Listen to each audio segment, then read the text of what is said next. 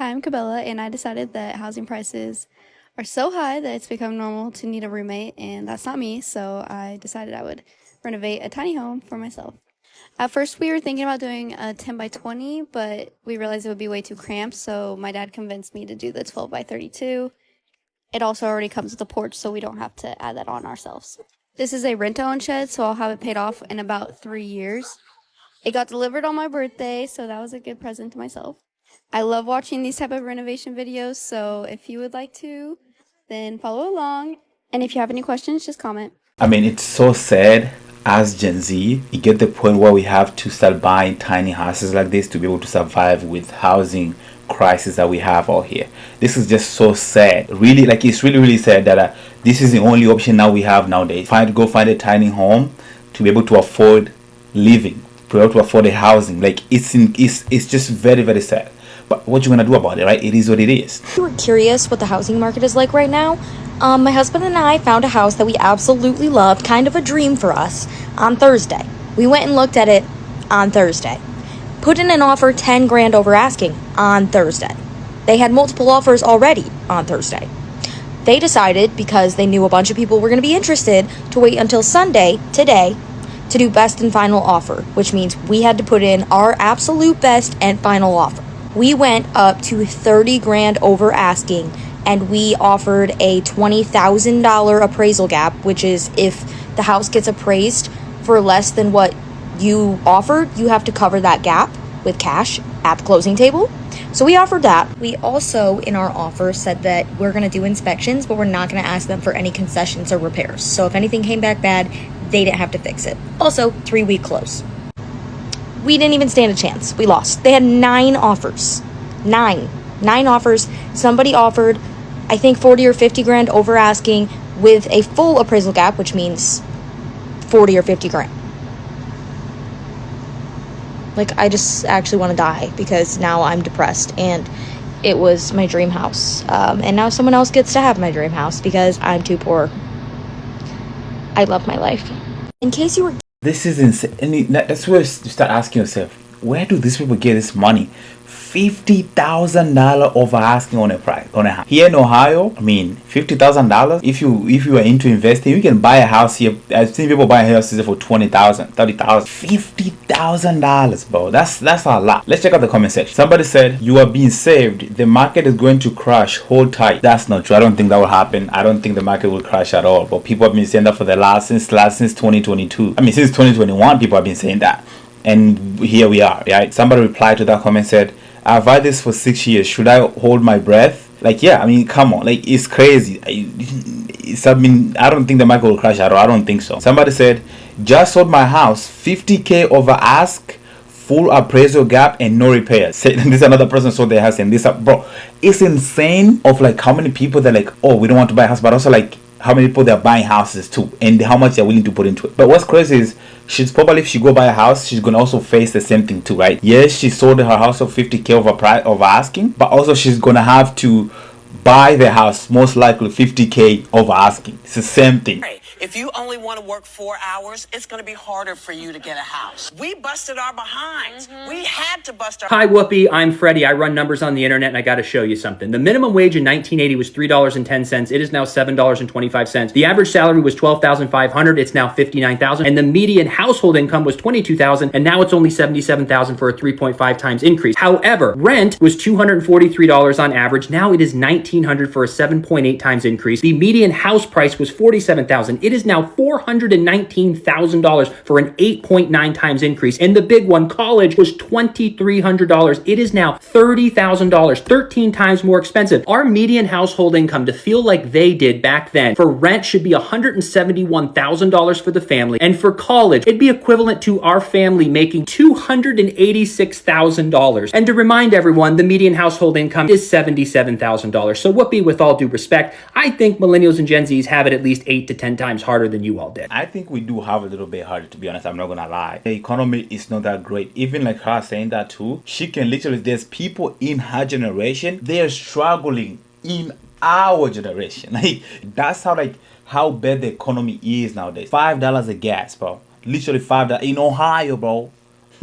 That's crazy. Let's check out the comment section. Somebody said, Whoopi been a millionaire since 80s. I agree. I mean, if you make that much money, it's really hard to see the perspective of a low income earner if you are making millions of dollars every year. It's really hard to see that perspective. Somebody says celebrities are so out of touch, it's insane. I agree.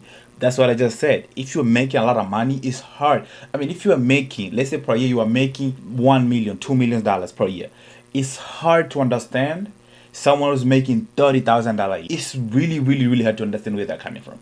And all you're gonna think about it is like maybe they just don't work hard enough. There's people who have 2-3 jobs. They have to survive in this economy. Would you say they're not working hard enough? This is why millennials and Gen Zs are having a hard time buying a house. This house is listed for $425,000, and this is around the median home price. The payment out the door monthly is $3,100, and the median household income is $89,000. So this would cost about 42% of their gross income, which is not wise, and in most cases, they won't even qualify. But Freddie, look at this house. This isn't a starter home. This is luxury.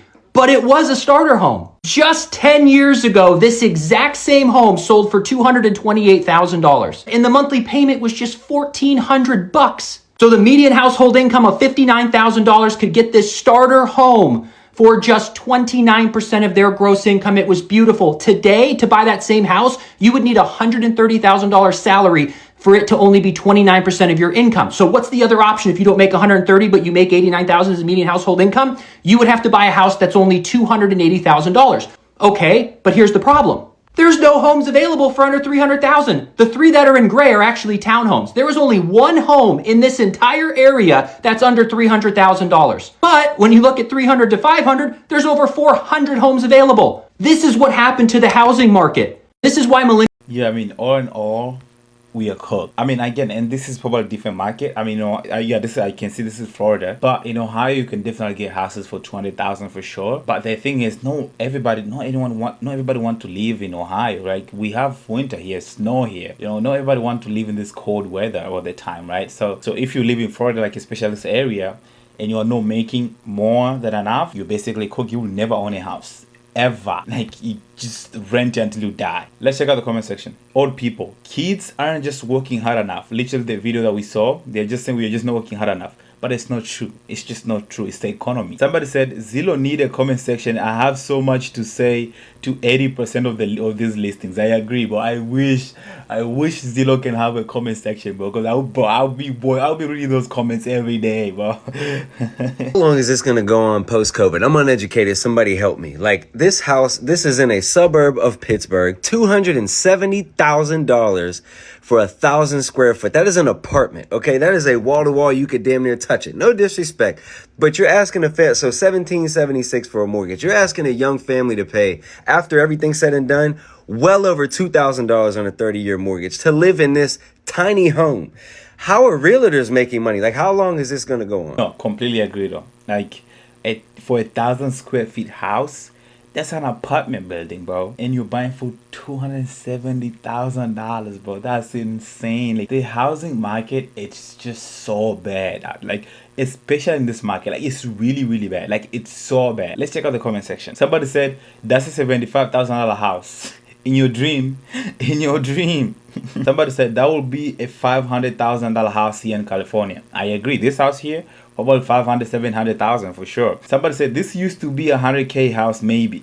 Even less. I think even less than 100K, to be honest. I get a lot of comments saying like, oh, you still live with your parents, you're 30 years old. Well, they built an apartment in the basement for me. It's a full accessible outside entrance. It's amazing. And it works well because, I have my dog he's the family dog now. I just want to show you an example of the housing market on Long Island. Take a guess how much this house is. I'll give you a sec. $480,000. $480,000. And this isn't even in the town that I want. For $480,000, you walk in and you have your beautiful staircase. Oh my God, gorgeous. And you have, I assume this is the basement, given that window's so high. Yeah. The bathroom. A bedroom. $480,000. Granted, yes, 4 bedroom, 1 bath. And this is what you get. Long Island, baby. Discouraging is an understatement. The housing market, I mean, all over, but especially on Long Island, is insane. Insane. How the fuck am I supposed to live? The amount of money that you would need to put into this house to get it livable, I feel like it would be easier to knock it down and just have the property. But at that point, I'd buy an empty lot of land in a town that I wanted. Like, I would sacrifice the town that I wanted if a house was perfect or $480,000 for this third right here, bro. $480,000, bro. This house needs everything: siding, roof, windows, inside, bathroom, kitchen, all of that. 480. Hey, if you have parents who won't kick you out and they're okay with you living with them, please live with them. This is insane. Let's check out the comment section. Somebody said, "Stop! That house is a crime scene, girl. I live with your parent forever for that price." I agree. Like, at that point, just live with your parent and forever until you die. Somebody said, "Girl, don't let anyone shame you for your parent loving you. These prices are insane.